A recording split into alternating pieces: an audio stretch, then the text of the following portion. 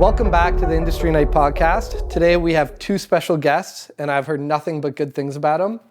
And let's get right into it. So, gentlemen, introduce yourselves. What do you do? And where are you from? Cool. Yeah, you go first. I'm Myles Rombo, and I'm from London, Ontario, born and raised. The Forest City, shout out. And we started Forest Brewery together. During the day, we have different jobs. Obviously, I was just telling you guys, I'm a project manager for Bridalwood Homes, starting up my own building company by myself and doing some building. And Colin's got a little bit more of an important job than me, but Yeah, so I'm Colin. So by day, I'm a family doctor now. Just finished residency, so just trying to figure out where I fit in. So that's kind of where everything started was in med school is when we started tinkering around with brewing. Aside from that, I have a baby on the way. Nice, congrats. Yeah. So gonna be a dad. My wife Mariah's due October 14th, so we're excited. Yeah. Are you sure it's not going to happen when we're on this podcast? Yeah, I know. I can't have too many. it'll be a first. Speaking of which, actually, I've got a gift for you.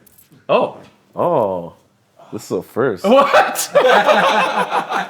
Doing it on? Am I gonna open it on camera? Yeah. Is that what's happening? Yeah. No. That's amazing. Shut up, dude. No way. No way. Are you kidding me? That's amazing. Dude, thank you. No problem. Sure. Yeah. Oh, that's Their awesome. favorite shirt. 100%. Oh, thanks, man. Yeah. That's amazing. Now you're going to Show start the a trend. camera. Where's my awesome. daughter's shirt? Yeah. What size is she? She'd be 3T. Yeah. Okay, perfect. Oh, Yeah. I might have one for I'll you. expect it via UPS. Yeah. If that's the case, I might as well get one for my son too. Okay, cool. So let's go back to you guys started in Forest. Brewery. Forest Brewery. Yeah. So, The story about how you guys started brewing together. You said in med school. So how did you guys actually meet? Yeah, so Yeah. we met a long time ago, actually. We met at St. Jude Elementary School, and we grew up together. I was actually in his sister's grade, so he's a year older than me. His sister Rachel was in my class, and we would have met, kindergarten, like our first year? A long time ago. Yeah, and then it was funny because then his younger brother and my younger brother were the same age, and they were 2 years younger than us, so then they were in the same class, and then my younger sister and his younger sister and younger brother, who are twins, were roughly around the same age. So our families came very interconnected very quickly, and then our parents started hanging out, and so their whole family are friends. So we'd have we get together with the family, and You guys are more play family games than and you are stuff. friends. It's what it sounds like. Pretty much, yeah. Yeah. That's how we got to know each other, and then Right. we just kept growing closer and closer together through elementary school into high school. Yeah. Did you guys both go to Western? We did. Yeah. Yeah, so we both went to CCH, and in high school, you start drinking, having some beers, having some good times, right? Running around the neighborhood, doing whatever. Yeah, we were 19 in high school. Yeah. Don't incriminate yourselves here. Yeah. There's worse things that. It was a hard 8 years, high school. Yeah. just edit that out, all right? But no, and A few victory laps. Yeah. yeah. So our relationship goes. Even for example, I played football up until Western. I played until 5 years ago. I played 5 years at Western, and the reason I started playing football was because of Colin. And because he went off to high school the year before me, and I was like, he came back. I'm like, how's high school? And he's like, man, it's amazing. I'm playing football. I'm on the football team. You got to play football. And I was just like, okay. I've never played before. I was playing hockey at the time, and I was like, okay, sure. And then I started playing football, and then one thing led to another, and then that actually is what brought me to Western. I probably wouldn't have went to university otherwise. Did you get a scholarship? I did, yeah. Oh, I got a nice. scholarship, and then What year are you? was there for 5 years. 93. 93. Yeah. Oh, okay, I'm a little older than Yeah, you. they're young bloods. Young bloods, yeah. 93, great year. But you guys never took L, so whatever. I know it ended in a chip, didn't it? Yeah. Fair enough. Yeah. Yeah, so I mean, it was so that's what got me to university, and Colin was there, so then our relationship just continued, right? And we were kind of going through university together. And now we had very different paths though, like always, right? Like even in high school, Colin was, getting 99s in physics and stuff like that. And then the weekend before we're out running around like drinking, doing illegal stuff. Yeah, no, but it was The yin and the yang, man. yeah, exactly, right? So even through university, like I said, I was playing football. He was tutoring people, going to class, like, getting his chemical engineering, which is what he did before, becoming a doctor. And that's kind of where Colin started brewing. And So did you do it to save money, or did you because you were interested in it, or what was kind of like the driver? Yeah, so it was I think I was in 4th year of university, and I was just like having this thought, like, beer is really expensive. Like we were already buying the cheapest beer that you could get, right? Like what, like Pabst or It was it was Crystal, Labatt Crystal, which nobody's heard of. Nobody's heard of. Nice plug for the Crystal. Yeah, so we would call it Cristal. Yeah. So we were getting that stuff, and it's still $30 a case, and this was like 10 years ago, right? And I was like, there's got to be a cheaper way. And then I had like a flashback to when I was a kid. My dad would, he'd bring me to bottle beer that he brewed at like one of brew your own shops. Yeah. And I was telling my wife, she was my girlfriend at the time, like, can you like brew your own beer? Like, is that a thing that people do? She's like, yeah, my dad used to do it all the time. And like, she has like pictures of herself as a kid, like handing her dad beer, and it's like this big plastic, like 2-liter bottle of beer or whatever. I was like, oh shit, like, okay, we could probably do that. And I was like, okay, do we do it at a brew your own spot or whatever? And I was like, did some research on the internet, and they're like, no, you can just do it like in a bucket, like in your apartment. So that's what I did. And that's how we started. Yeah. And when Colin gets given something, like he figures it out. That's just like how his brain works. It's funny. So when I first had this conversation with you about how you guys started, I asked the logical question, which is like, how did Myles get involved? He's like, he was basically the taste tester. Yeah. It's like, you're making beer? I like beer. I'll drink it. Yeah, he would drink it, and then we'd wait a 24-hour period. He's still okay. He's still okay. We're good to go. Is he still the beer tester? Yeah. Oh, yeah. Of course. Of course. Yeah. I like it. But wasn't it you that kind of like pushed you guys to say, hey, let's actually sell it? Yeah. Like Totally. Like I was kind of like, you're making beer. Actually, so full story. He leaves for Western, goes to Calgary, and he leaves for 2 years. 2 years. 2 years.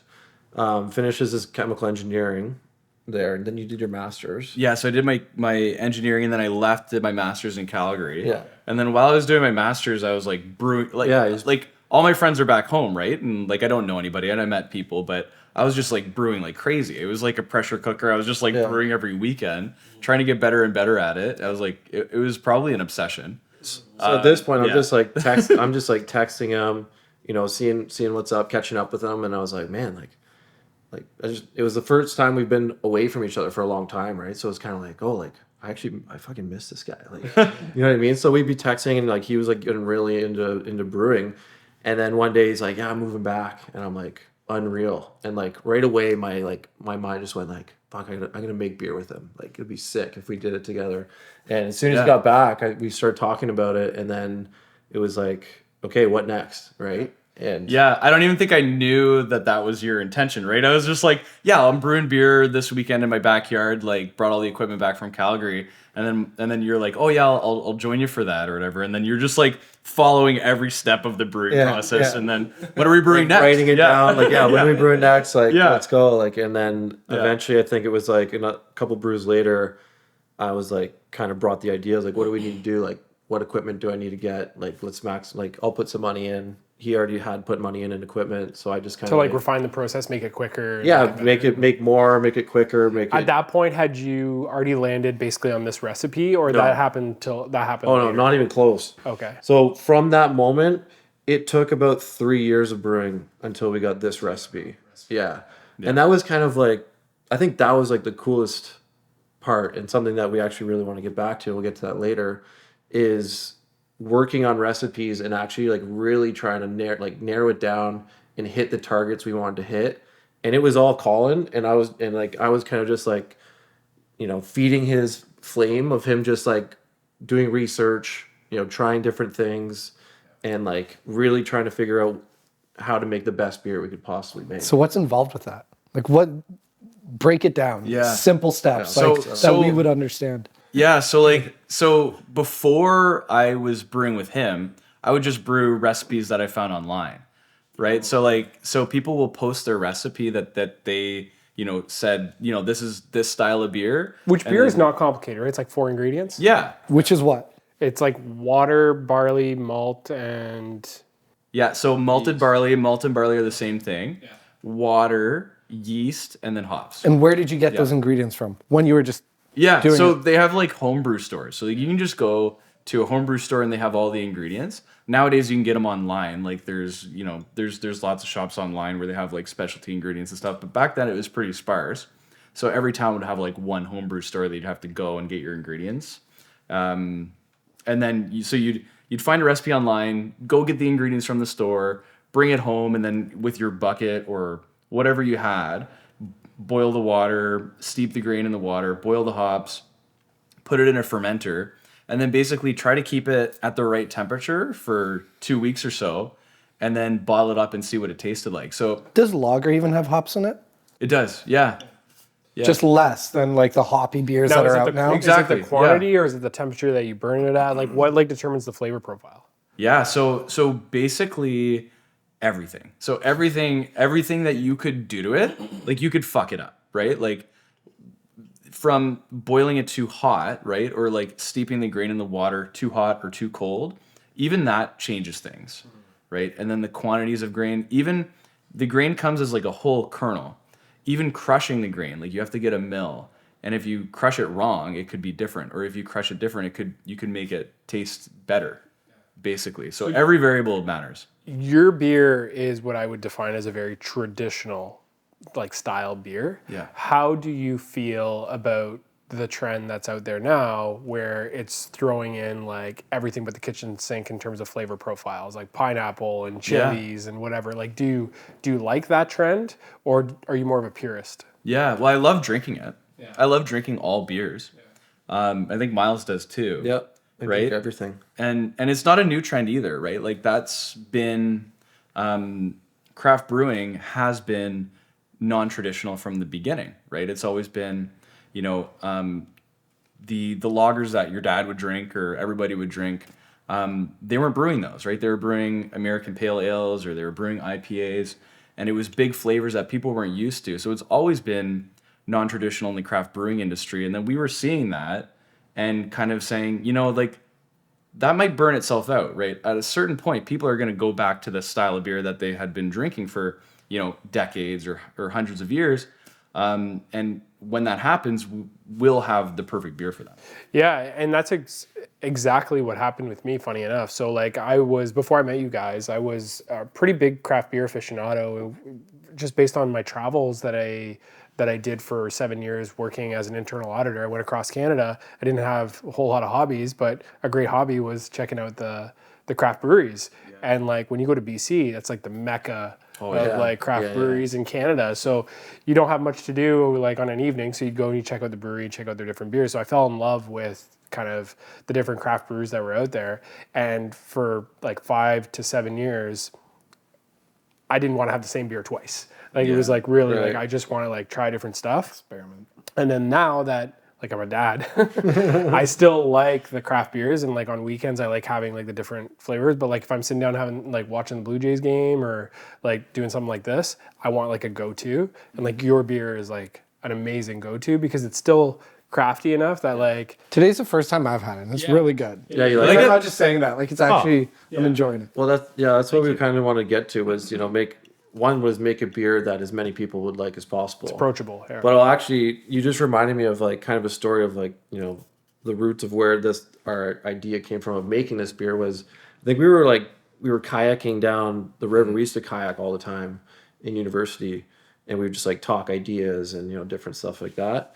And at the time, I think we had already kind of came up with like what our brand was going to be and what we wanted it to resemble and what it was going to, represent in the sense of not only beer but also like the what the brand will be, right? And that kind of was where we came up with the name Forest. We already had that, and then we kind of were like, oh, let's go back to the roots and like use that as our like motto, right? And then that's where we kind of came up with the idea of brewing this traditional lager, because we were like, well, what are some of the beers that have been brewed the longest, right? And we originally went to lagers like from Germany, and he's got a history, like a past, like his family and stuff from Germany, and even like his uncles were brewers, right? Yeah. And In Germany? yeah, Here in yeah, Ontario, here. like in So- Formosa. yeah. Yeah. So he had a very good like idea and like knowledge about brewing in the history of it, right? And so once he kind of threw that at me, and I was taking history at Western at the time, I just like dove deep into it, and we just kind of like dug deeper and deeper, like, and we would just throw ideas, at each other every day. And So that's where the 4 comes from, right? The reforestation, and also I think is it 4% of your proceeds go back into reforesting London? Yeah. Yeah, and that's where the number 4 in the name comes from. Yeah. yeah, and the fact that we only use 4 ingredients. So the 4 ingredients, not every beer is only 4 ingredients. It's specific amounts like that are ones that do that, and on the can it says the Bavarian purity law, which means like a German beer can only have these 4 ingredients. Right. So unless you're not brewing with those 4 ingredients, if you have something else in it, then it doesn't meet that law. So we knew we wanted to go down that road. So the 4 also made sense for that. And then we were like, well, let's take it a step further. Let's actually hone in on 4 beers. Let's make 4 beers, 4 recipes, and just those 4. Oh, okay. So, and that was going to be my follow-up question, because I know I've been kind of haggling you guys, when's the next beer coming out? So I would imagine you're going to want to stick to the 4 ingredients for your next iteration. Yeah. Yeah? Yeah, every beer will only have 4 ingredients. We'll only have 4. Now, does it have to be those same 4? Yeah. It does. Okay. So it's just going to be a different variation on how you put it together. And like you said, right, like the different temperatures and the different levels of hops that you put in are going to make the difference, right? Yep. Yep. Exactly. So if you go through the 4 ingredients, right? So you have barley, right? And then the barley is the malt, right? So malt and barley, it's malted barley. That's why the two words are used, but they're the same thing. But there are probably hundreds of different styles or different types of the way that the maltsters will modify the barley to give it a certain flavor, right? So they'll heat it to certain levels of temperature to get a certain caramelization, a certain color to it. And so there's hundreds of different products of barley that you can use. And so you can swap different ones in, right? So even though you're just using barley, you're technically using 4 or 5 different types of barley in a given recipe. That answers my question. Okay, that makes sense. Yeah. And then your hops, there's like tons of different, there's like citra hops, Yeah. there's, like different hops that can give you that a fruitier taste to your beer, etc. So is that maybe what you'll play with to get your different iterations? You can't give away all the sauce, yo. The competition's gonna be like, I'm pretty sure other breweries know that there's different flavored hops. There's different hops? It's like, oh my God, this is groundbreaking. Revolutionary. Revolutionary. But no, it is true. So we in this one we use a German hop called Hallertau Hersbrucker. So that's the one we use in this one. And then for the Pilsner, which is probably going to be the next one that comes out, uses a hop called Saaz, which is S-A-A-Z. So there's different types of hops that go traditionally with different styles, and it'll have been, because this stuff's so old, it's like the hop that just grew in that region, right? So just whatever became the hop that grew in that region, that's the region that used that hop. And so that style, like for example, a Czech Pilsner just used the hop that grew there, and that was the Saaz hop. Right. Which makes sense. Which makes sense. And then, so the other ingredient is the water, right? And so that also matters, is the mineral composition of the water. And so different cities have different water sources, right? Different rivers or mountains that make the water flow through the city. So traditionally, they've had different mineral compositions in the water, which actually creates a different flavor. And so we also You're getting think water about that. imported from Germany or what? Yeah. I have. Well, it's yeah. funny because that was what really got me when Colin was like, we're going to get a reverse osmosis machine. We're going to take all the minerals out of the water, and then I'm going to chemicalize it myself to get the pH level exactly where I want it. And I'm just like, yes. That's my scientist, right? Like I was fired up. I'm like, yes. Yeah. Yeah. Yeah. So, okay, let me get this. So, when you guys first like started getting the equipment, it took you 3 years to come up with a recipe. Did you sell any beer in between? Yeah. Or when was like what was your first client? Yes. Who was it? Yeah, How did you come? That's a good question. So it's funny. It's actually a funny question. I don't know whose Colin's first client was. It might have been me or his cousin or Mariah. But I think one of the first batches we made, I made my dad pay me $10 for a 6-pack. And I was like, nice. You can say you're your first client, right? So, and he's like, yeah, he's like pumped about it. But, yeah, like, I mean, we had an idea. Colin had an idea of what the recipe was going to look like. We just didn't know which way it was going to go. And it was those different things that we'd come up with, like reverse osmosing the water. Do you still do that? We did every time we brew, we would do it because it like made such a difference. As soon as we did it, it was like, oh yeah, there's a big difference there, right? Yeah. And Colin would just he would research and in between brews, like come up with different ideas. He's like, I really want to try this, I really want to try that, and I'd be like, yeah, let's do it, like, and we would try it, and then essentially what we'd do is I think we had like 10 people on a subscription, and every time we brewed, we would give them like a 2 for whatever, and they had paid us up front like $200, and we would just give them beer. Where are these clients from? Because we basically had two problems, Just right? friends We had, of ours. yeah, friends of ours, Friends right? and family. Yeah, so we had two problems, right? Is like we had too much beer and not enough money, Yeah. right? And every time we were trying to come up with something new or do it better, it was like, oh, that's another piece of equipment. That's going to be another like $200, $300 or whatever.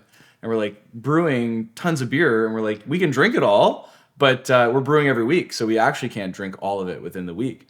So what we came up with was a subscription service. So basically, it was almost like a GoFundMe or whatever it's called. We just coerced our family into giving us like Fundmybeer.com. yeah. We like coerced our family members into giving us like $200 up front for the year's worth of beer, and we would give them a new batch of beer, which was nice because it solved our two problems. It got rid of our beer and it gave us money, but it also was a way to test the recipes, right? So we actually get feedback. Yeah.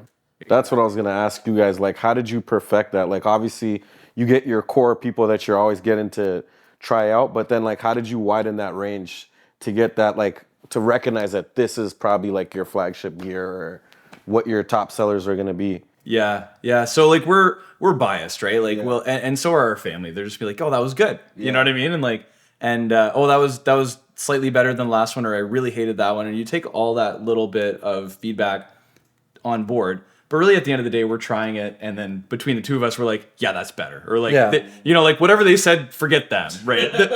we're the ones Going off our own taste buds, right? Yeah. But one story I always tell, and it's one that's always stuck with me, was I brought some beers that we had made in the garage to my parents, and my dad would always drink them, but my mom would never really drink them. Like, she'd try them and then she would put them away, right, and then go back to her wine.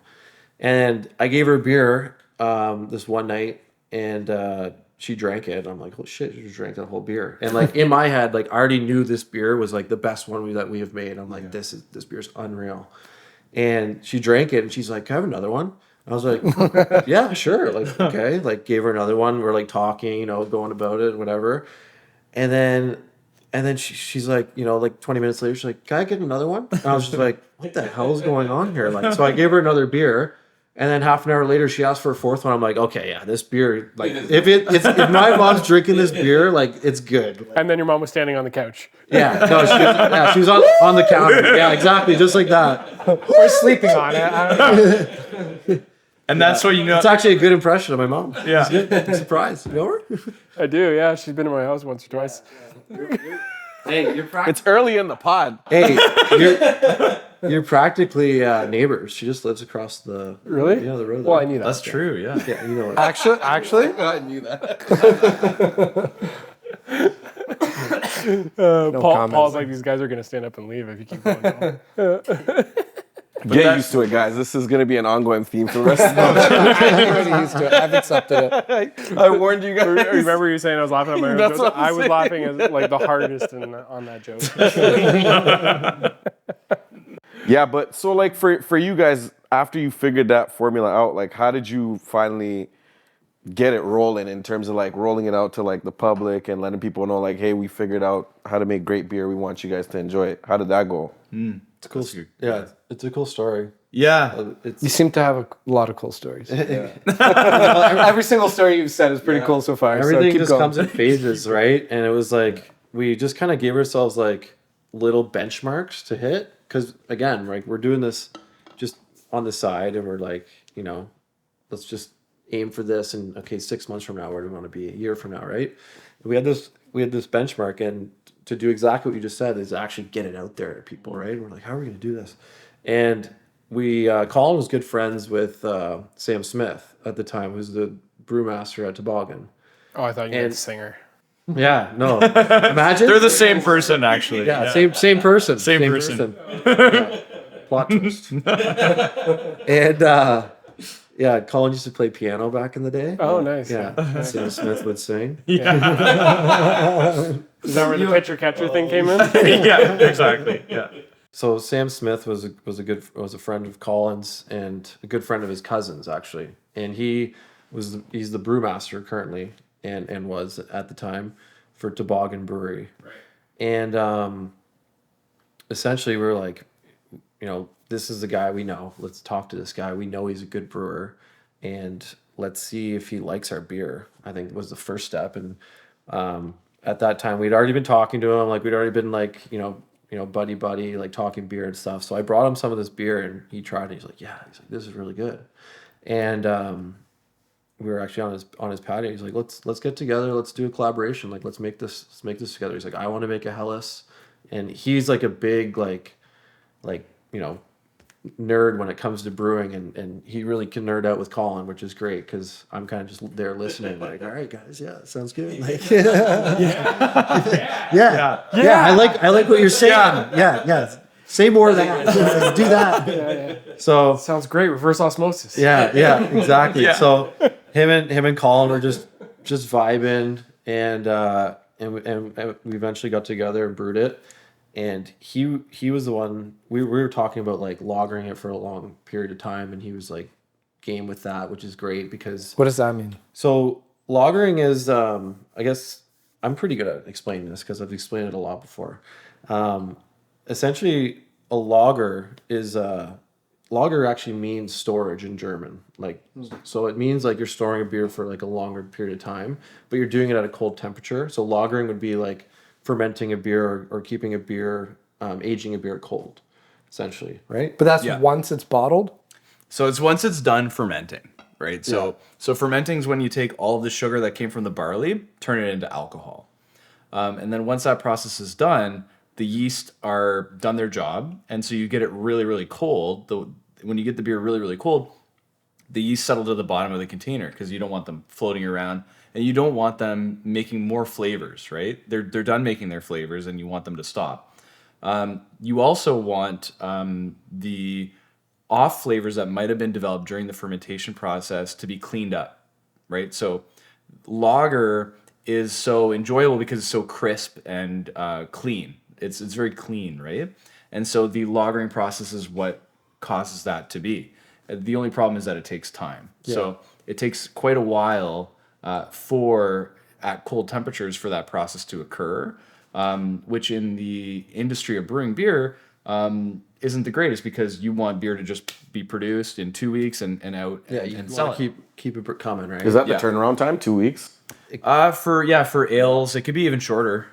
For ales too. What's turnaround time on this? I think it's at this point probably 3 or just right now it's 3, but it could be like discretion of the brewmaster, right? Like, Yeah. I mean, one time we were brewing and we made a batch and we lagered it for like 2 months or something like that. Yeah. Just to see like what it would do and how it would On taste purpose. and stuff. Yeah. Yeah, on purpose. Wasn't our procrastination or anything like that either. It's totally on purpose. But and it was unreal. Like, Yeah, it like, was holy really shit, good. like this is amazing. So when we kind of talked to Sam about that, and he's running a full brewery, right? And he was like completely on board. Was like, yeah, we're gonna lager this for a good time, and we were just like, yeah, that's perfect. And we made this beer with him, and it was great beer. Yeah. And that was the first time we really got it out into like restaurants and stores and stuff like Was that. he was helping you distribute it? So basically what we did was a collaboration, right? So it was we brewed it together, but we didn't have a license at the time. So that's why this is kind of like a stepping stone, right? Because when you sell alcohol, the government doesn't like that unless you have a license to sell that alcohol. So we were selling it as Toboggan, right? But we were, we had collaborated on it. So we were bringing it to like our neighborhood bar, like Cubby's, right? And so we were selling it there and kind of selling it as a collaboration together. They actually let us put our own fabricated tap handle on at the Toboggan Brewery. Yeah. And we would bring our friends in and have beer. Yeah, that's actually when we had our launch party. Was at Cubby's. We brought it to Cubby's. Yeah. And we like packed this little bar that we used to go to. Like it was like right in our neighborhood. Had you guys at that point graduated already, like from out of your apartment, or was some of the operations still in the apartment? I guess before you collabed with Toboggan. Yeah. So it actually ties together because at the launch party at Cubby's, we still had the brewery set up in Myles's garage, which was just up the hill from Cubby's. Yeah, it was just like a block away. So we had a bunch of beers at Cubby's and like drank the whole keg amongst our friends, and then walked up the hill to the brewery and just started pouring beer out of the brewery and passing them out. It was a late night. It was great. It was a late We night. closed Cubby's, and Cubby's doesn't close till about 3. And then we walked up the hill and had some more at my place. So were you getting at that point? Were you getting like after it got rolling? Were you getting overwhelming like reviews about your beer in general? Like, did that kind of give you guys confidence to know like, yo, I think we got some good shit here? Yeah. Yeah. It was basically like, and like Colin said, we're biased, right? Yeah. And people don't like to lie to your face, or they don't like to, But a lot of the feedback we got was, like this is really good beer, and we really enjoy it, and this and that, right? And it was, it was different. It wasn't just like the beer drinkers that were saying this. It was, Your mom who doesn't drink beer. yeah, exactly. So let's talk a little bit about the events industry and how events were important for you guys to get your beer out. Because I would imagine, because I met you, Colin, at the London Beer Fest 2 years ago, or a year and a half ago or so. Yeah. Yeah, a year and a half ago. So at that time, I would imagine you guys would have done a few events before that. And how instrumental was, as a startup brewery, were those festival and events to get your brand out there? Yeah, like massively important, right? Yeah. Because I'm pretty sure that was like the actual first event. Was that your first event that you I think had it ever was. had? Yeah. I think it was. Yeah, that was our first event. That's so cool. Yeah. That's so cool. Yeah. Caught us right at the beginning. Yeah. How long ago was that? Yeah. A year and a half. Yeah, It feels like years ago. longer than that ago. 2 years. It was not this summer, but the summer before. Yeah. So It feels like longer for some reason though. it does. I know. It does. It's like But a that's year and a cool. half. No, that was like 3 years. Well, we actually have a really funny story about, well, at least I think it's funny, about how our like businesses kind of came together, because like my business was almost just an idea when I met you, and I kind of went up to you and I explained to you my concept, and you're like, I fucking love that. Yeah. And I was like, I know this is a good idea, but I don't even know how to fucking tap a keg. And you're like, dude, I'll help you. Yeah. I was like, actually?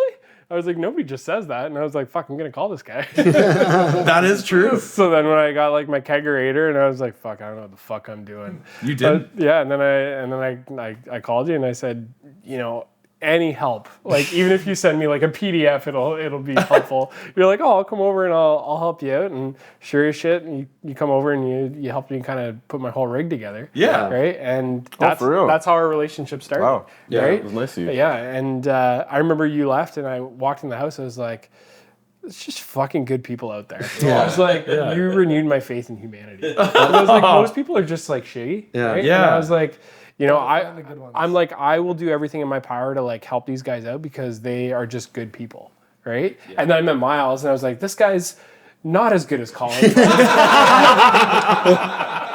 I'll accept you. I like you. Did you see the present he got me? Yeah. Not everyone can be doctors. But Wears a cape every day. Talking to a superhero. I was like, he's not as good, but he's almost there. Yeah, he's almost there. So we're gonna treat him just the same. Well, I remember when he told me that he was going to your place. He's like, I'm going to that guy's that I met at the event, and I'm going to help him like set up his kegerator and this and that. I'm like, what the fuck are you doing that for?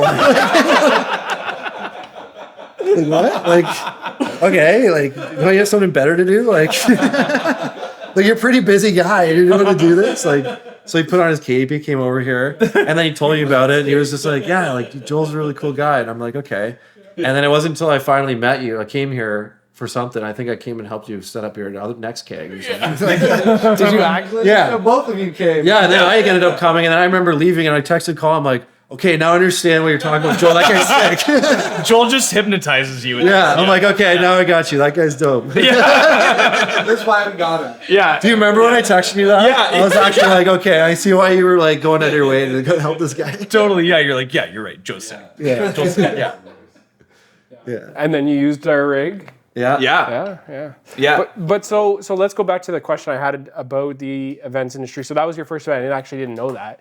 Yeah. So as your brand has started to kind of pick up steam, do you find that you get exponential growth from events as a brewery? Because I know that they're a little bit of a loss leader, right? And maybe talk about that, because I think not everybody understands the fact that breweries sometimes don't even make a lot of money at those events. Right. But it's really just a marketing opportunity. So talk a little bit about, you know, how important that is for your brand, and kind of what goes behind the scenes of those like brewery festivals. For sure. So when you have an amazing idea like we do, right, and an amazing product, We think so. you want people to know about it, and it's just so hard. You can't just go door to door. I guess you could. We should try that, but you don't. Want a beer? And then so you Just rolling you want a beer, yeah. Cart through a neighborhood. This actually just might selling work. $1 a beer.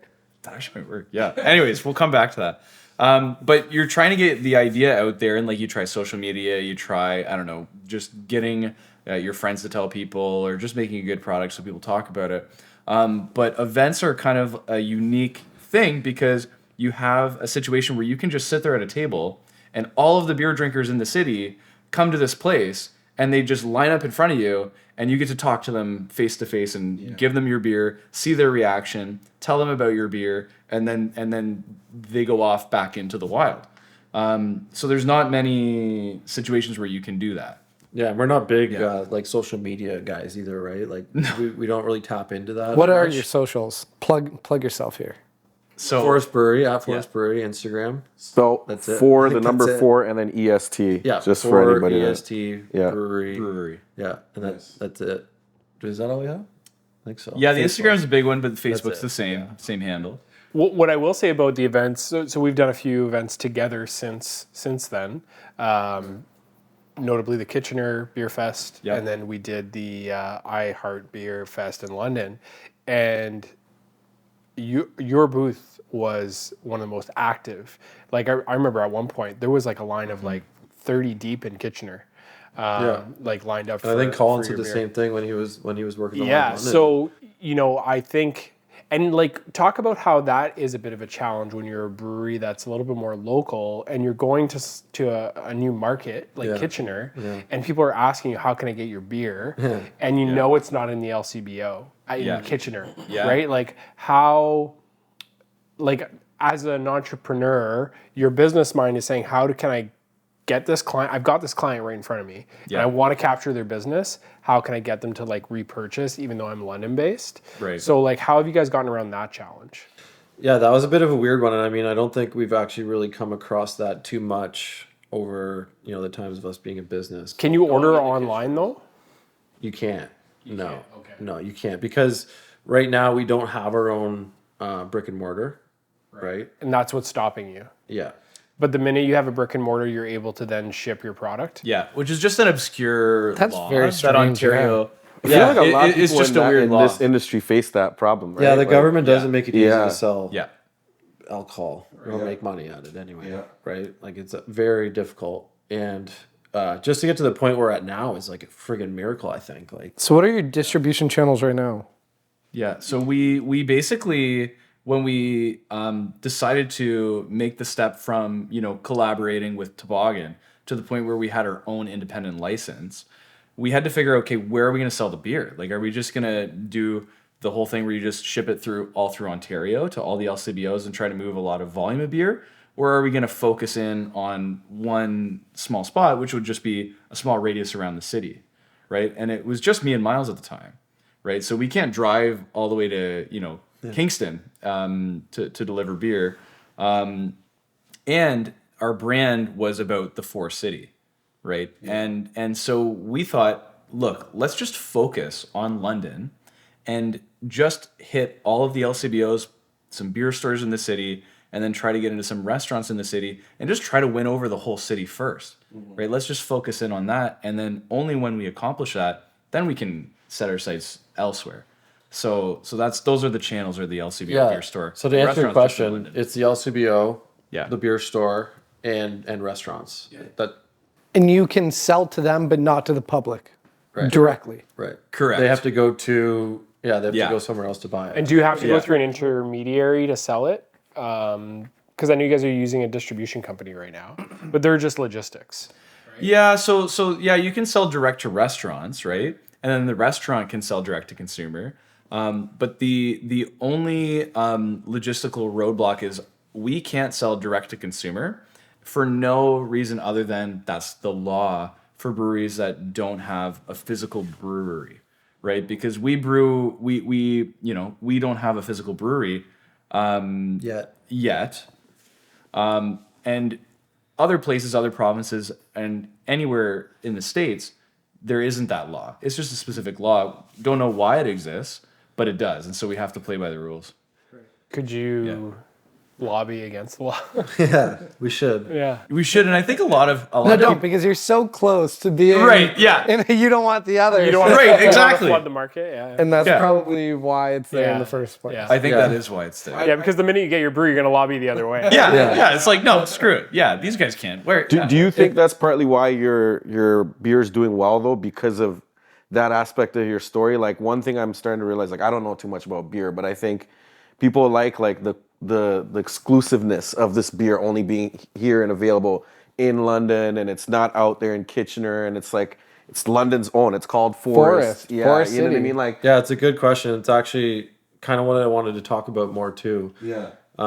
Because when we did decide, okay, let's just hone in here. Yeah, we could go around, but let's just hone in London. It's a big city. Yeah. There's lots of business here, and it's where our roots are, right? Like, Yeah. And to go back to the very start of the story, it is the brand that we created, and it's kind of what pushed us through to get to the point we're at now. Going through these loopholes, getting through all this red tape to get into the LCBO was all pushed from behind the actual meaning behind the beer. So yes, let's make the best beer. Yes, let's get this beer and make some money in front of people. But what's behind the beer is like kind of what our idea is what's driven our passion towards it, and that was just simply being like growing up in London, being proud of the being called the Forest City, not actually living up to being called the Forest City, and then wanting to try and change that. So like when me and Colin were talking, we spent hours and hours and hours in the brewery making beer. And while we were doing that, we were talking about like how we could make London better and how our beer could help make London better. And that was give, proceeds and also make events, teetered towards, reforestation, right? And the more we talked about it, the more like excited we got about it, because we're like, oh, like we can make the Forest City like the Forest City again, like actually make it the Forest City. And like that idea was like, let's do that. Let's get that idea out there to other people and push that agenda. I'm gonna throw an idea at you guys that I think is like, you guys might have already thought about it. You know, it'd be fucking cool. Forest Fest, like Forest Fest. Forest Fest. That's a good idea. Yeah, like you guys. We've would- thrown that name out before. Right? Yeah. I love it, and the reason why I don't mind saying it on the podcast, because nobody's gonna just do Forest Fest. Yeah. You know what I mean? Like, Well, it's funny because we've got like we had an idea for that, like, and that's the thing. I'm glad you brought that up too, because events are going to be huge for, especially for us going forward. We were actually already been talking about like hiring like an event like specialist or event coordinator. Like that might be like one of our first hires as a company, and just because like how many events we want to get into, how many events we actually want to like kind of start ourselves. There's one I'm working on right now that's the Forest 4K. And it's a Forest 4K race through a forest. Is it a forest you grew? We'll volunteer. We'll volunteer Joel to take part for representing like industry. so like, you know how they have those tables midway through where like they hand people like water? Yeah. They just hand them a beer. Okay, so that And then they just splash on. yeah, and that's what we need actually, because like there's different like Ys in the forest that you could go, and we need to make sure people go like the right way. You could be like, this way, you want a beer? Okay, yeah, keep going. Here's a beer. Yeah, Just follow the beers. yeah. One of the sorry, go on. Sorry. Yeah, I mean that's like one idea that we'd love to push. We do At it. the 3K mark, everybody's just like, "Ah!" Yeah. Nobody finishes. Like if you finish, you get a The person in last place wins. No, if you finish, you get another beer. Yeah, you didn't drink enough, did you? Yeah. called the Forest Club instead of the Century Club. Yeah. One of the questions I feel like I like to ask the guests is like what is your method when you guys are coming up with these plans? So for example, our last guests, they said they just wing it. Yeah. To which we were like, what the fuck? That's pretty, that's crazy, but that's what works for them. Yeah. For you guys, what were you doing? Like who's brainstorming with you two? Is it just the two of you, or did you have a group of people that you trust that you'd kind of bounce ideas off we of? talk every day, and like we'll just have an idea. Like it could be as crazy as the idea could be. There's been a lot of crazy ideas thrown out there, but we'll just text each other or just call each other. But every day we talk. Yeah. And a lot of it was ideas because, when we were brewing in the garage and you're waiting for a beer to turn around, or there's not that much to do other than brainstorm, right? Yeah. Really, right? So a lot of ideas came out, and we would like write them down. And then we'd have that same idea like a year later, and we'd be like, yo, this idea, remember this? And we'd be like, yeah, we got to do that. And we get all excited about it. And there's so many ideas that we have that we haven't even touched. Yeah. And we're just like waiting for the right time and moment to like bring them out, right? Like the Forest 4K, for example, we've been talking about it for years, and I'm trying to get it set up for this fall. Yeah. And I'm just kind of winging it. I'm like, oh, okay, I'm going to try and get this going. But Do the 4K and the onesie.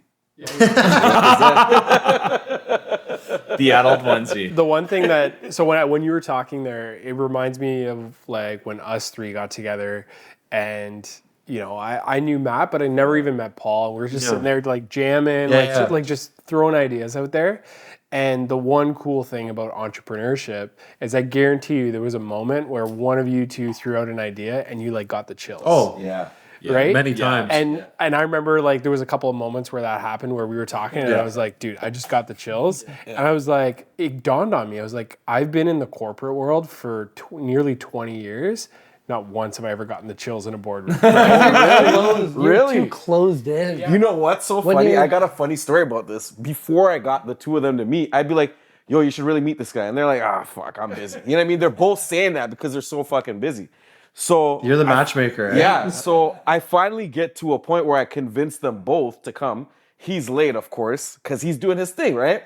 So you know Joel, right? He meets me. We've been buddies. Same with him. We've been buddies for a long time. But he shows up because he's helping me with my camera. So Joel finally shows up as he's about to leave. And Joel does this thing where he's like, so, what are you about anyways?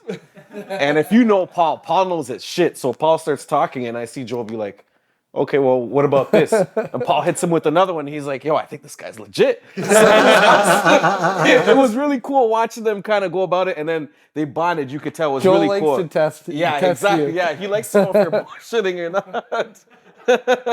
That's funny. He's You like, passed nah, the Paul's test. the real deal. Yeah. Except for if I don't know how to tap a keg, then I'm just like super humble. Super humble. I'm just like, fuck, I don't know. Yeah. No, I can picture that. I can see that look. I think I've gotten that Joel look before. I think I answered the question right. I was like, There's no better feeling than getting that Joel look. yeah. So you guys, let's go back because we were talking about you guys coming up with the idea to start helping reforest London. Yeah. We got chills. We got shivers when we started. You exactly. Just like, I'm sure you did, right. yeah. So how do you go about that? Yeah. Like how does that program even roll out? Yeah, great question. So right now we're kind of in like a transition phase. So we were doing a lot of like donating and volunteering at Reforest London, which is a non-for-profit in London that does a lot of tree planting throughout the city. And they're doing a great job. They have like a million tree challenge and stuff. I volunteered there for years, became a tree specialist, was always out there around.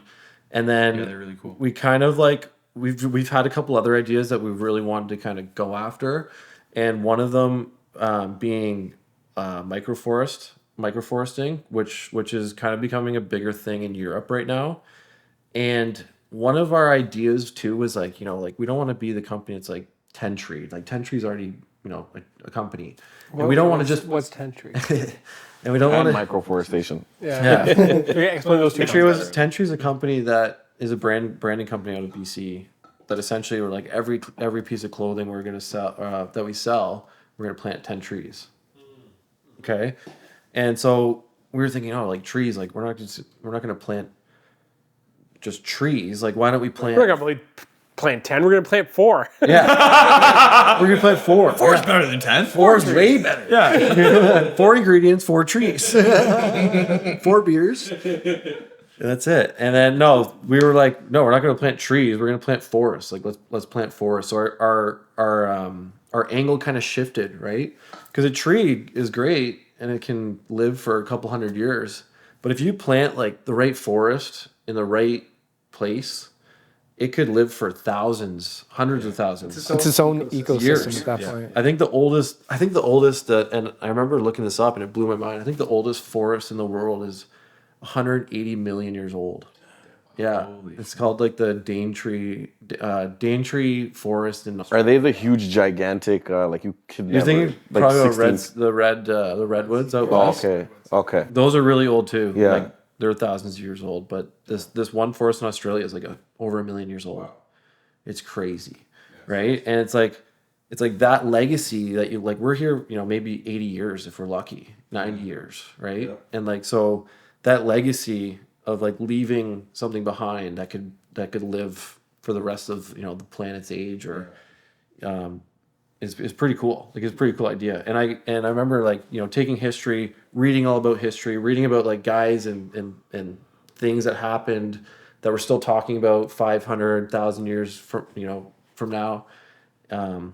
We're still talking about it. And I'm like, what could we do that would like leave a legacy like that where people could talk about this like in the future, right? And one of them is like, we're called the Forest City. Why don't we just grow off that and keep doing it and make this city actually the Forest City? And who knows, maybe like 100, 200, 300 years from now, it's like, that's the Forest City. Like that's what it's known as. And it's like a cool place to go to and cool place to go. There's sweet events and there's cool bars and there's like a great college, great university. You know what I mean? Like there's all these different things that go with it, but it's the whole community in the city that comes together, right? And what you're talking about is planting forests. So what you said is instead of planting trees, planting forests, right? And then that's where the microforest comes in, right? And so a microforest is what it's a term coined by this. I think it was a Japanese botanist named his last name was Miyawaki, or I might be close there. But he came up with this strategy was instead of planting individual trees and just watering them whenever you can, what if you planted an accumulation of different vegetation, shrubs, different sizes of trees, and then fertilized the ground that you planted that collection in, and took really good care of it for the first year of its life? Would that collection of plants grow faster and thrive and do much better than the individual plant that you just dropped there? I feel like the answer is yes. And yeah. Well, yeah. I also feel like you're basically building natural competition, Yeah. right? Because like I don't know if you've watched any like documentaries around like tree growth in like the jungles and stuff. What Yeah. happens naturally is that like certain trees will be healthier because out of competition they grow quicker and take more of the sunlight. They fight. Yeah. They fight for They're sunlight, fighting right? for the sunlight, right? Yeah. So that like, and I don't know if that makes sense in terms of like forcing them to grow quicker so that they grasp more of the sunlight, but Yeah. it So there's- logically would make sense. So there's that, and that's why like you actually specifically plant trees in specific areas and then other bushes and stuff, because some bushes don't need a lot of sun, so they're not going to actually fight for this tree's sunlight. But this tree that you planted over here is. So this tree is actually battling this tree. They're growing, and then they don't need like these bushes to be as tall, right? So they actually have space to grow, and then also they help each other grow. So once their root systems connect, they trade resources, and they have different resources that these ones need, and then vice versa, and then they grow faster because they're getting more resources that they need to grow. I'm gonna get really philosophical on you. Do you think trees I know can where you're think? I thought you were gonna say the old fucking if a tree falls. And No, I've heard this theory. No, but do you think? I think like microscopically, like they can think. I don't know if it's like all together. I think it's like different pieces that can. I think it depends how you define the term. But it's interesting. There's a book I want to read that I haven't read yet, but it's the title caught my attention. It's called What a Plant Knows, right? Which is so cool. Like what a plant knows, right? Like what does it know? It must know things, right? Because it does things depending on the environment, right? And like what makes it do that is is kind of crazy to think. And is it conscious is the other question, right? Because does it have an intelligence and does it have a consciousness? Those are two questions that I don't think we know or may never know, but they're we definitely can't even answer freaking the smart. question about consciousness for like humans. Yeah, Right? We can't even answer what is human consciousness. Right. That's very like, true. how So are that's we- How are we going to answer like does the Yeah. plant have consciousness? right. So, yeah. But are they smart? Yeah, I think they're freaking smart. Yeah. So I don't know what is the documentary I'm thinking of. There's a documentary out there that basically the whole premise of the documentary is that exactly what you were talking about, how like the root system underneath the ground is interconnected, and it's basically fucking Avatar is what they're describing. Yeah. They're basically describing Avatar. Yeah, I've seen it. I'm trying to remember it as well. And how like everything is connected, and like if you like cut a plant, it actually like feels pain and shit.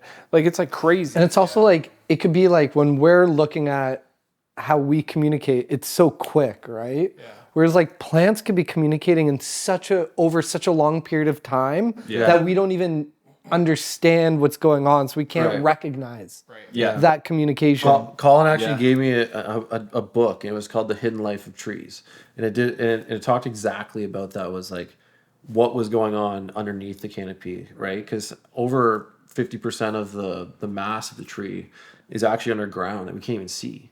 And they're all just, when you go into a forest, like it's all interconnected underneath. For like, how much times though have you like? For me, I'm African, so I'm all for this stuff. But anyways, how have you ever been in like a place where it's so rich of like forest and just nature, and there's something that you feel, you can't explain it. Yeah, it's just a feeling. I feel like when it comes to like shit like trees and stuff like that, the more advanced we got, the further away we're getting away from like. Knowing what a tree feels like. What the fuck do we care what a tree feels like when there's $1 million house? I feel like to answer your question, you need to be on mushrooms. Next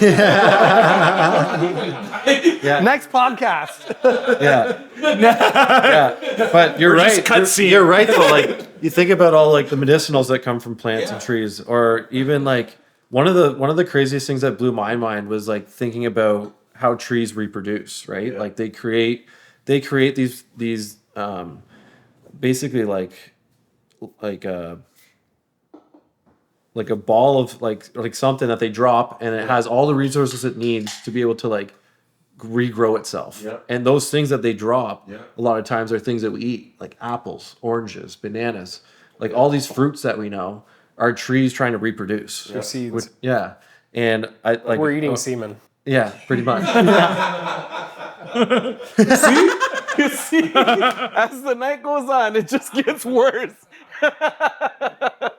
I mean, it is pretty delicious though. So Really good. I love how like 2 seconds ago you're like, not to be too philosophical.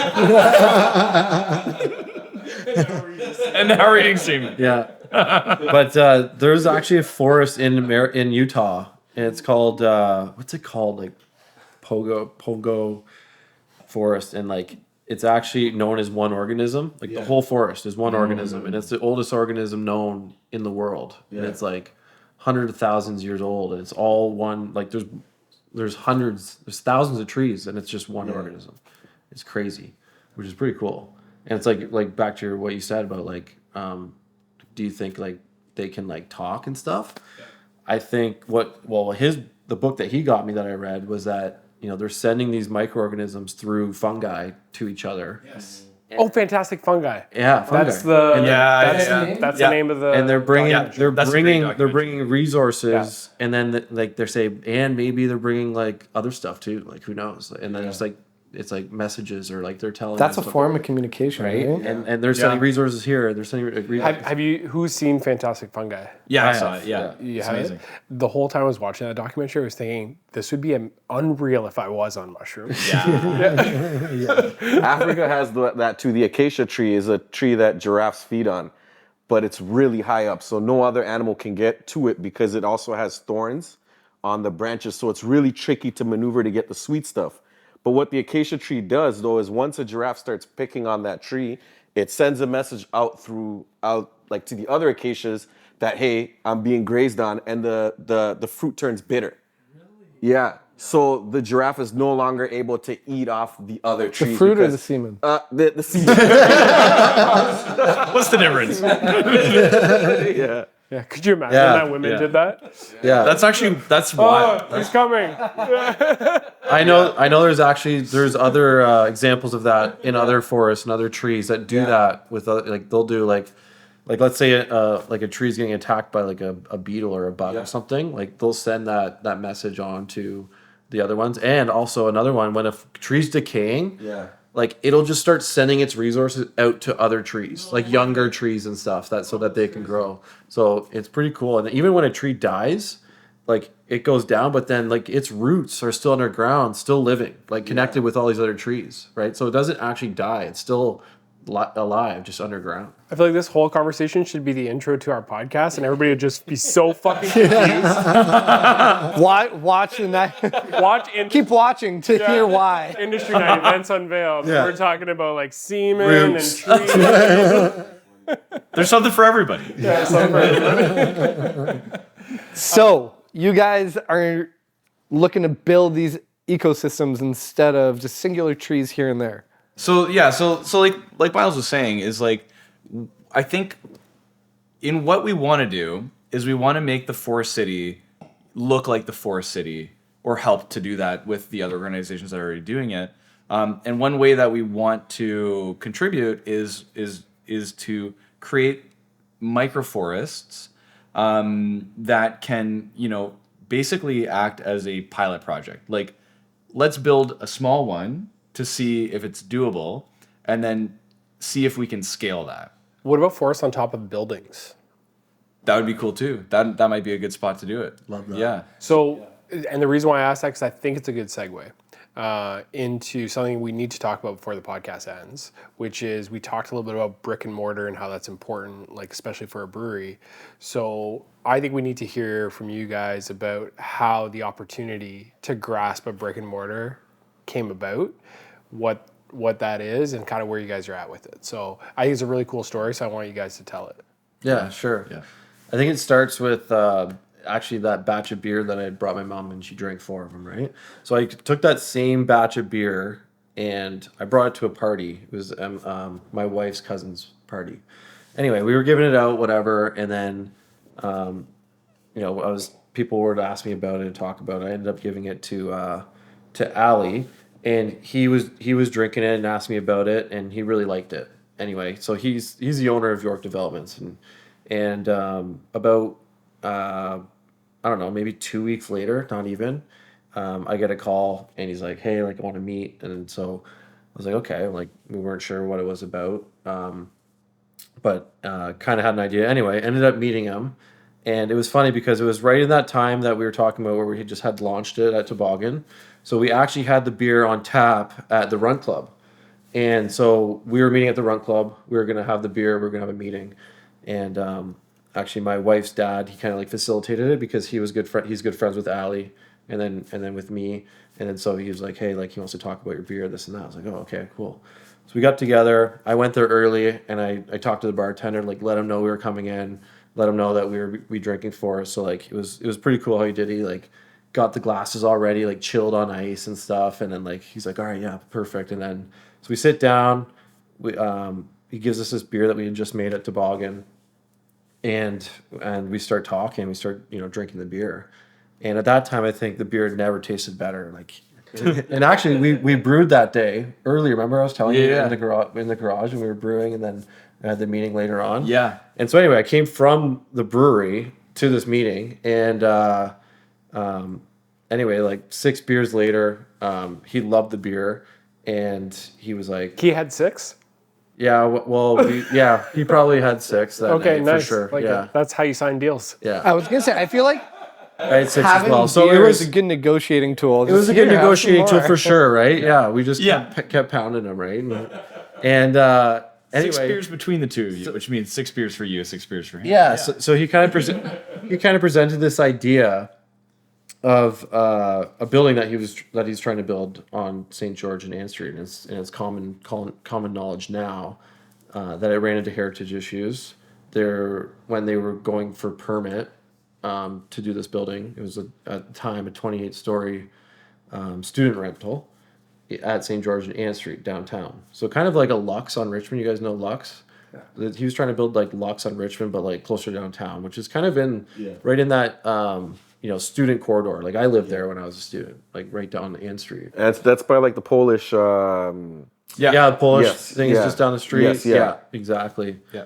So he ran into a heritage issue, and the heritage issue was it turns out that there was this brewery that was there over 100 years ago, and it was called Kent Brewery, and so he's getting all these red stops saying like, no, you can't build here. Like there used to be this brewery here 100 years ago, and he's just like, what the hell? Which, to be clear, nobody in fucking London even knows that Kent Brewery existed. Like, I'm a pretty big beer guy, and you told me that, and I was like, there was a fucking brewery? Yeah. Right? No, at that time, we had been brewing beer for 3 years.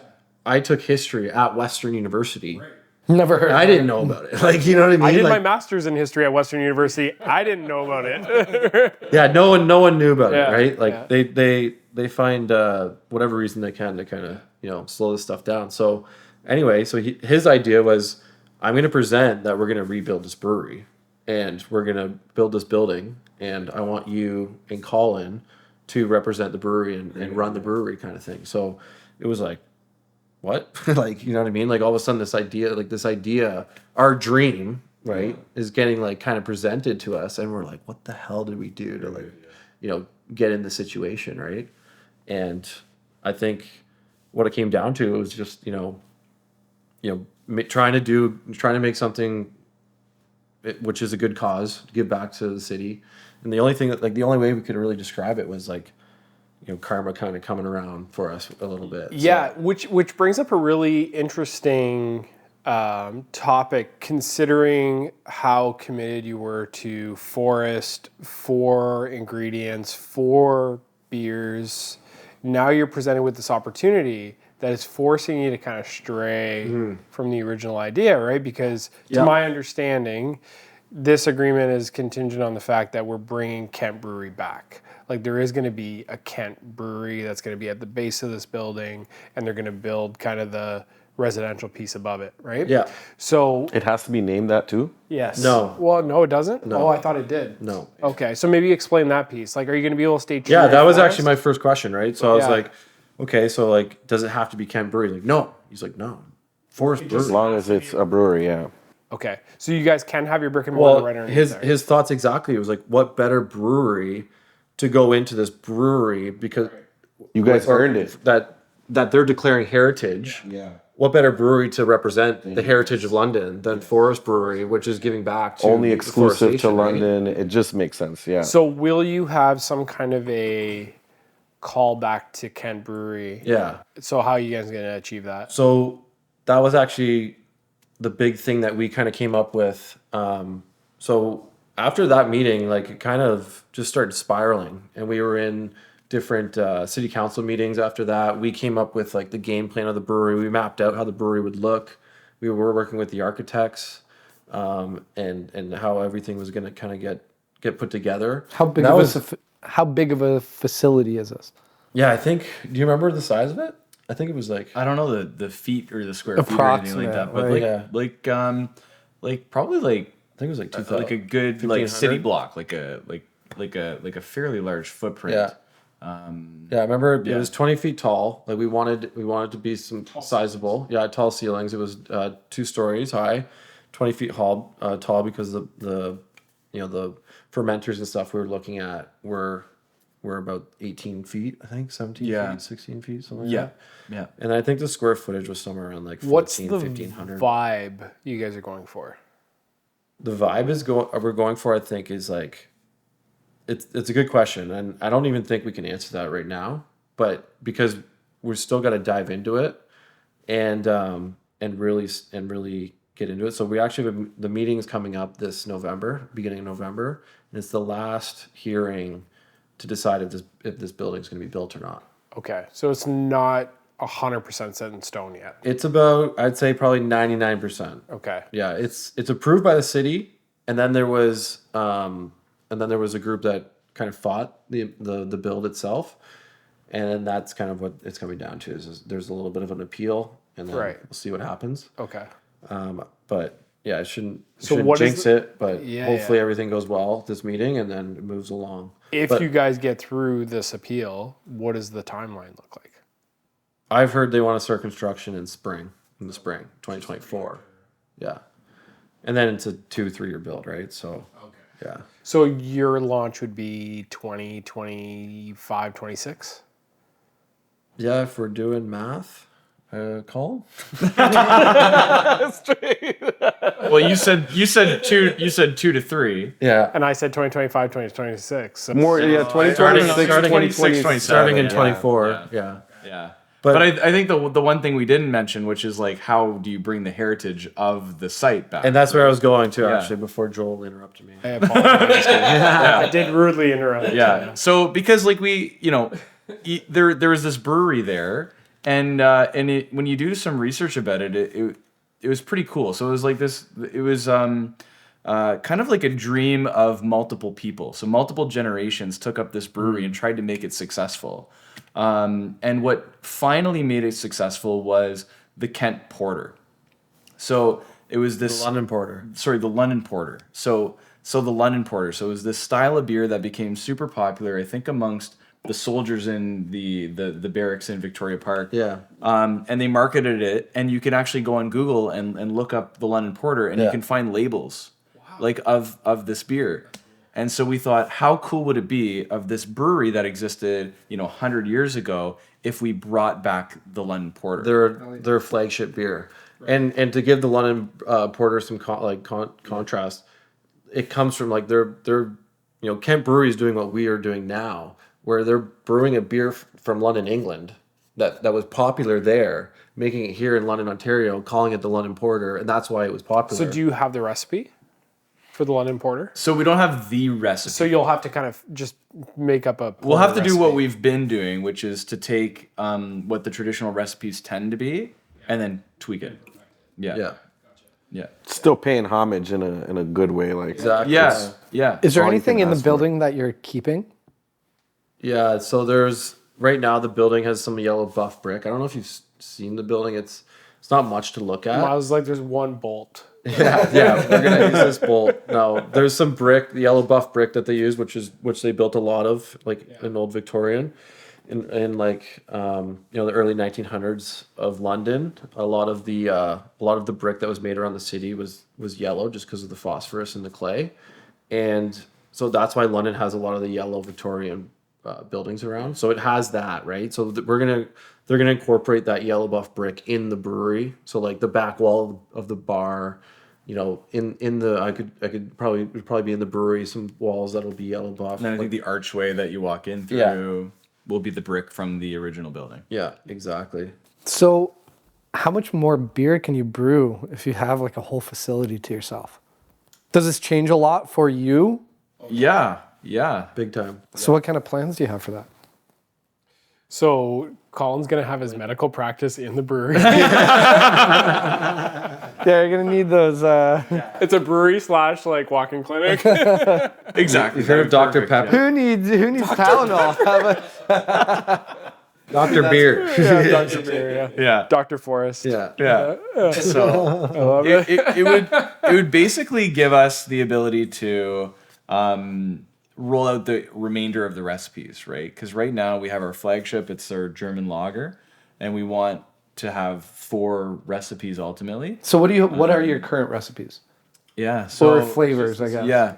And then there's a So Pilsner this is the one that we sell in the LCBO, and this is the only one that's available to the public right now. But over the 4 years that we were doing things in his garage, we came out with 4 recipes. So we have a Munich Helles, which is a German lager, a Czech Pilsner, an Oktoberfest lager, and then the last one is not fully decided upon, but it'll either be like a Bock beer or a dark lager. And so kind of like the idea between having 4 beers is that they were each going to kind of mirror one of the seasons, one of the 4 seasons, right? So it's kind of like your summer lager. Yeah, easy drinking summer lager. It's got that golden color to it. Yeah. And then the Czech Pilsner is like the spring, right? It's kind Lighter of beer. It's floral. Yeah. Yeah. And then Oktoberfest is the fall, right? Kind of that amber orange color. And then you need a darker lager to get you through the winter, right? To warm you up a little bit. So While you were saying that in my brain, I was like, and he's incorporating the seasons? Yeah. we had a lot of time to think. Hey, how many seasons are there? Everything's 4. Everything's 4, baby. Okay, so just because we are kind of getting towards the end as well, there's kind of 2 core things we want to touch on. One is through your journey into kind of becoming a brewmaster and becoming brewery owners, what are some of the challenges, or what is the challenge that you faced that was maybe a challenge that you didn't anticipate along the way? Fuck ups he's talking about. Yeah, it could be a fuck up, but it could just be something that like you thought was maybe going to be easy, and you're like, wow, this was like way harder than I thought to like jump through these hoops. I think the biggest thing, I'm not really going to answer your question because Colin has got his side of things that he's so good at, and then I've got my side of things and I'm so good at, and the way we jive together, what I would have a huge challenge with, he takes care of. And then what he would have a huge challenge with, I take care of. So we kind of balance each other that way. That's for sure. Like if you ask me about like filing the taxes and like getting incorporated and getting our, insurance all intact, like I'd be like, I'm a mess. Like this company would be bankrupt and I'd be gone. Like I'd be in jail. Like, I would and You would be in jail. right? And yeah, like he gets it all like figured out, right? And then I just go and I go out there and then I make sure like, things are moving, get beer where it needs to be. Make sure people drink it, right? And drink it myself. No, but I mean, I think that I respect that answer. Yeah. But I mean, you should go into politics. But what I would want you guys to like think about is through that process, there's still things that maybe Colin couldn't like. It was a hurdle, an unanticipated hurdle that you guys had to work your way through. So it could have been something even like legislatively that you didn't anticipate. Yeah. Like maybe you came into it thinking, hey, we're going to be able to sell business to consumer and we can't. Right, so that would have been a hurdle. But well, I think you're underestimating Colin's ability to become a lawyer, doctor, lawyer, so you guys accountant, like super. You guys haven't always had wicked any? smart. So I think He could probably answer it yeah. better. Beat the whole school game, eh? So probably the biggest challenge was probably the zero, like the hurdle from going from selling beer in your garage to your friends and family to let's get the government to be okay with us selling this to strangers. Right.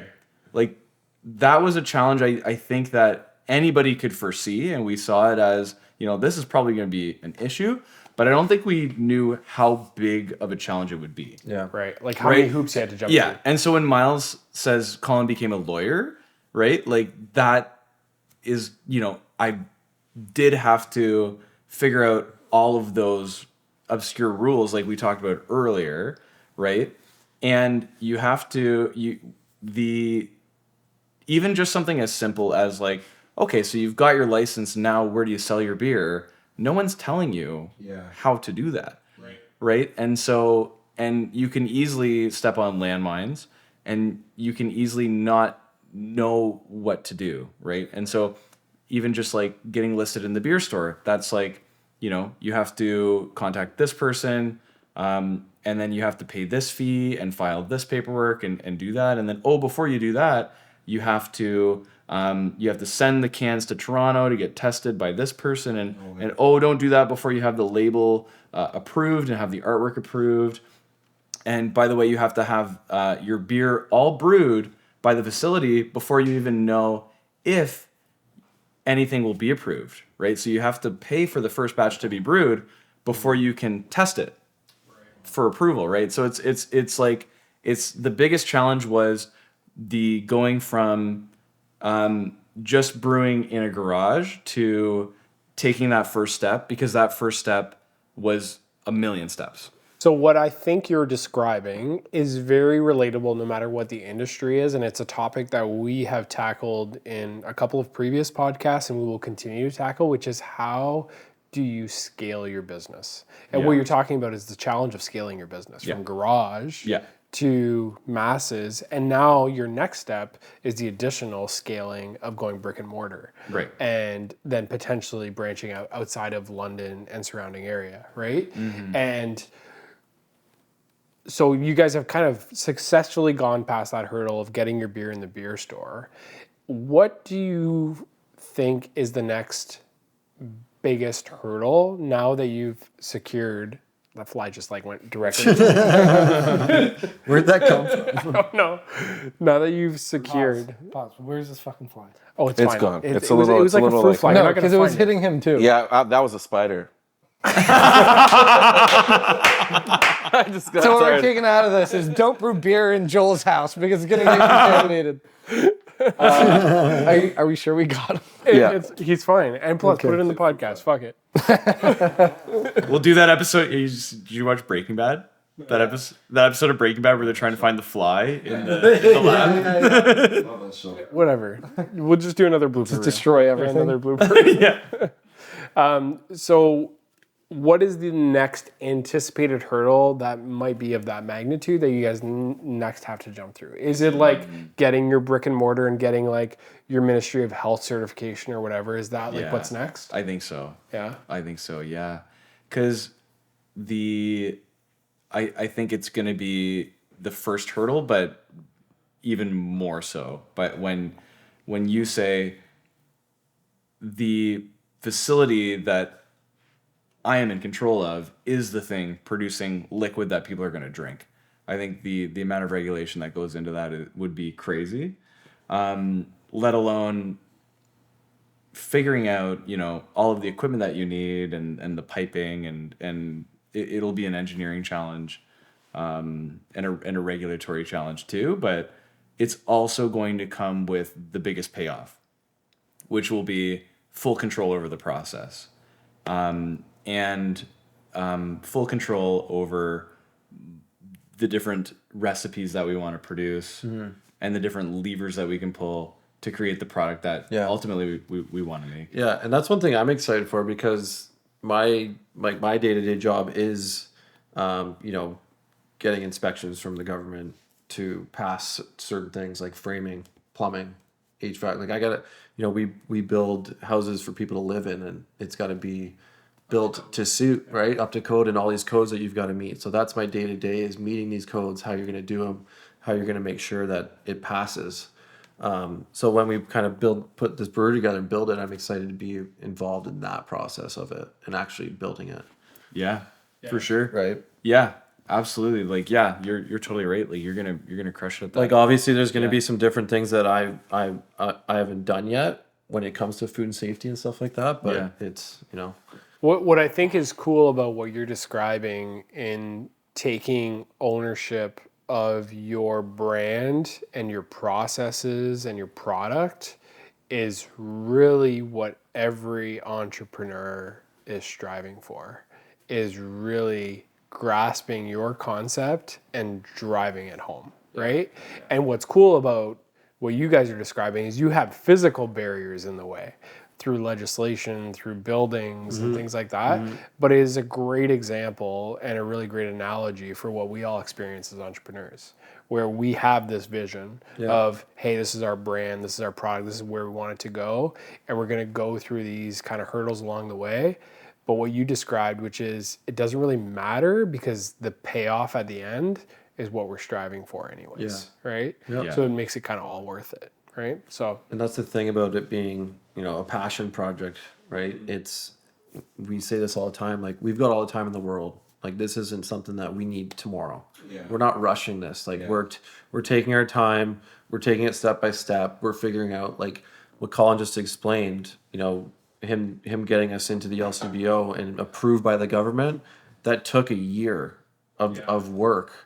And we weren't like, we need this done tomorrow. Like it was just, that's why happened. The product is so good. But there's two camps there, like, which is such an interesting thing when you talk about entrepreneurs. So the last entrepreneurs that we had on the pod last week, they got thrown into a situation where they're both now fully entrepreneurs, and your livelihood is based on your success, right? And like Paul, to a certain extent, got thrown into the same kind of scenario where through COVID, he's working a full-time job like us, and then your livelihood is now based on your success as an entrepreneur. So that urgency, and like you have that luxury, I would say, as an entrepreneur, where you guys are both like successful in your day jobs, and then you have the luxury of like letting your entrepreneurial venture kind of like do its thing.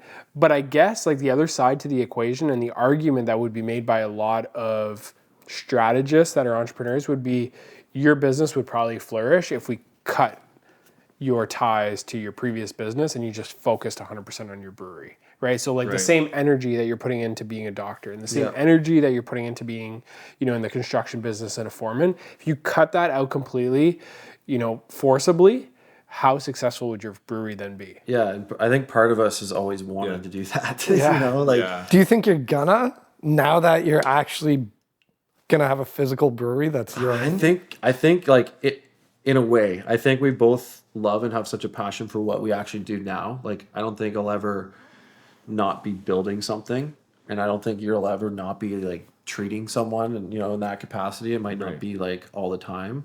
But yeah, I think eventually we're gonna, take on more time. Like it'll be more. So, what are your current future plans? Because this is gonna change a lot of things, clearly, right? So, what kind of strategies are you thinking about going forward in terms of volume, events, like having a physical space? Yeah, it's a good question, and it's funny because we've been talking about getting together and kind of going over like, okay, we need to sit down like and go over our 2-year, 5-year, 10-year plan, because we did that 6 years ago, and now we're here and we're like, shit, okay, like we're here, right? We're in all the LCBOs in London. We're in a bunch of restaurants in London. Like our beer is out there now. Where's our next goals going, right? And we know where they want to go, but it's like, okay, let's set timelines. Let's figure out what time we're gonna go there at. You know what I mean? And so, yeah, I mean, you might benefit from, and this has actually helped me, and we've done this, is actually a third party that, and it could be someone, it could be fucking Paul, it could be me, right? Like, doesn't matter. That's just like kind of challenging you guys and asking you those like tough questions. Yeah, like and this. Like this, like this, but with like you're gonna get an invoice at the end of it. Well, you already gave away a free one though earlier. But like with a whiteboard and being like, okay, like what is your game plan Yeah. here? Like, how are you doing this? Like, have you put any thought into that? And some of this stuff you might have thought about, and some other things you may not have. So like basically just like a strategic thinking, like Totally. get together, right? So that might be beneficial For for you sure. guys. I 100% agree. And I think like part of like actually getting a brick and mortar is really going to like flip the switch in the sense of like, oh, like this is like real now. Like, Yeah. not that this isn't real, but like it's like real, you know what I mean? Like, and we've got the experience behind us and we've got a following behind us. And now it's like, hey, like let's get back to what we were talking about in the garage 5 years ago about the ideas and the plans that we had for this brewery and why it's going to flourish. Yeah, like one of the guests we had on 3 weeks ago, Kyle, that's exactly what he does, right? He's a strategist around mostly the restaurant business, but he, you know, kind of agreed to just kind of do it with us in our business, and he basically challenged us, right? Put us in a room as three business owners, and said, "Answer this question, all three of you. See where we land after writing it, and then wherever there are discrepancies, well, we need to work through that." I must have been drunk that day. I missed that whole. I'm just joking. I'm just joking. No, not I'm us. just joking. Not us three. I'm The just three business partners in my business. That's jokes. No, but like it actually was eye opening to do something like that. So that might be beneficial. Oh, that's cool. Yeah. Okay, so we are getting towards the end. So we have to ask you the final question we ask all the guests, which is, if you had the same knowledge that you have today and you were starting your brewery again from scratch and someone is handing you a $10,000 check, how do you invest that $10,000 to ensure your success? Yeah. Do you have an answer, Myles? I've got a lot going through my head, but Yeah. I don't know if I want to say any of the ideas I have. You don't want to give away the secret sauce? Yeah, or sound stupid. Let's hear what you got. I'm curious. So I mean, I think at this point, right? At this point, like we've cleared up a lot of things. Like we know how to make good beer. We know all of our suppliers, and we have contacts with who can help us brew the beer. I don't think we would do all that much different. I think what's really important right now is the bulk buying of materials, right? And so I think what we would do probably differently is do a smaller batch, right? So for $10,000 at the production level that we're doing at, that's one batch, right? I think if we're just breaking into the industry, I think we would buy materials in bulk, like packaging materials, because that's the biggest cost, is the actual can that it goes into. I would do that in bulk, right? Because that's where you save on the profit margin, and I would brew a smaller batch of beer. And then that way the margins would be better in the beginning, as opposed to buying everything just enough for one batch. And then when you go to do the second batch, it's like we have to buy everything up all over again. So right? what is the average profit margin on a tall boy in the industry? Yeah. So I think to break it down for you, so the can itself, just the silver metal can, is about 21 cents. The top of the can is about 6 cents. So you're already at 27 cents just for a plain silver metal can. The label itself is about 15 cents, and then 6 cents to put the label on the can. So that's another 21 cents onto 27 cents. So 48 cents just for the package, right? Just for one can. And then you pay for the beer itself to be produced. You pay the government an excise tax on top of that. And then you pay a beer tax to the Ontario government for the privilege to sell beer to the public. And then so when all is said and done, I think it's about $1.50 that we pay just for the can and the beer that's inside of it. And then there's the box that the beer goes into. There's the cost of packaging that into the box. So the margins are razor thin. Like they are, and I think that's why the industry is so challenging and so competitive. And And that's why when you asked me the question, what would I do with the $10,000, is I would focus specifically on how do we open up those profit margins early to give us an advantage that would compound. That was a really good answer. I was gonna say. Great answer. Wicked smart. Let me throw something at you that I've been thinking a lot about as well, which one of the challenges being a mobile bar is I also have the same barrier as you do because I don't have a brick and mortar. I can't get a license. I can't sell directly to consumer, right? What if you took that initial $10,000 investment and you found yourself a 10 by 10 space that you could lease and get licensed? Yeah. And even if on paper Yeah. it's open to the public, you're literally using that as a shadow box to do your operation the way you want to and to actually be profitable. Yeah. Yeah. That's a tempting option, and it's a totally different game, right? Because that game is a game of I have all the time in the world, right? To work inside of my shadow box, right?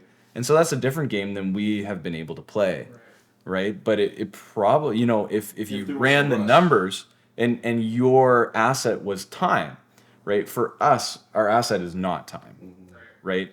If your Our access Dollar bills. is time and longevity, but not like day-to-day time. Not day-to-day hours of labor, but our asset rather is time over the scale of of years. You can wait it out. Yeah. Right. So our game, our rule is don't die, right? Don't run out of money. Yeah.